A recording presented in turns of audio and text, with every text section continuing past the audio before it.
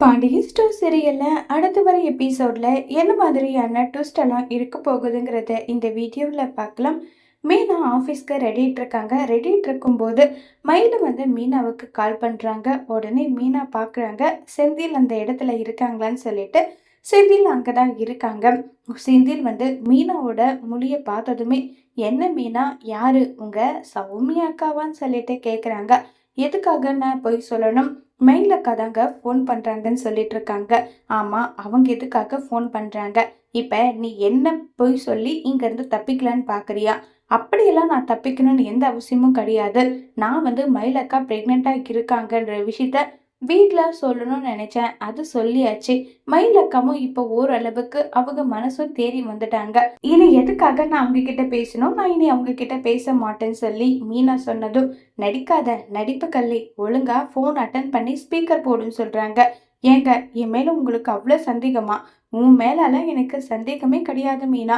ஆனா சில விஷயத்துல நீ மூக்க நுழைக்கிற பத்தியா, அதுதான் எனக்கு சந்தேகமா வர வைக்குது. இப்ப போனை ஸ்பீக்கர் போட முடியுமா முடியாதான்னு சொல்லி கேட்டதும் உடனே மீனா போனை ஸ்பீக்கர் போட்டுடுறாங்க. என்ன விஷயம் சொல்லுங்க மயிலக்கா, இவ்வளவு நேரத்துக்கு போன் பண்றீங்க, வேலைக்கு போகலையான்னு சொல்றாங்க. மீனா, எனக்கு ரொம்ப பயமா இருக்கு மீனான்னு சொல்லிட்டு பதறி போன மாதிரி பேசுறாங்க. உடனே மீனா பதறி போயிட்டு, என்னாச்சுக்கா, ஏதாவது உங்களுக்கு வயிறு வலியா இல்லை ஏதாவது பிரச்சனையான்னு சொல்லி கேட்குறாங்க. அவரு வந்தாரு வீட்டில், நேற்று அத்தை எனக்கு எடுத்துட்டு பணம் கொடுத்தாங்க. அந்த பணத்தை நான் வேண்டான்னு சொல்லி திரும்ப கொடுத்துட்டேன். அதுக்கு அவர் எதுக்காக பணத்தை வேண்டான்னு சொல்லி திரும்ப கொடுத்த, இனிமே உன்னுடைய குழந்தை என்னுடைய குழந்தை, என் குழந்தைய எப்படி உன்கிட்ட இருந்து வாங்கணுன்றத நான் பார்த்துக்கிறேன். உன்கிட்ட எல்லாம் குழந்தை வளராது. உன்னை மாதிரி ஒரு பொய்க்காரி கிட்ட குழந்தை இருக்கக்கூடாது.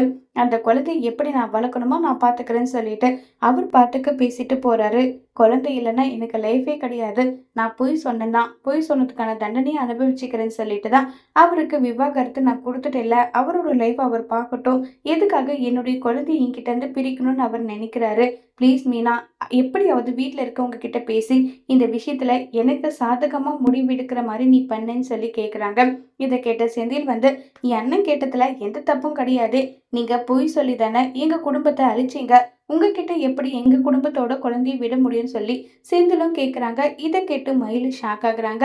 இப்ப செந்தில் மீனா சேர்ந்து கோமதி கிட்ட இந்த விஷயத்த சொன்னா, கோமதி பாண்டியனும் என்ன முடிவு எடுக்க போறாங்கிறத வரப்போற எபிசோட்ல வெயிட் பண்ணி பார்க்கலாம். தேங்க்யூ.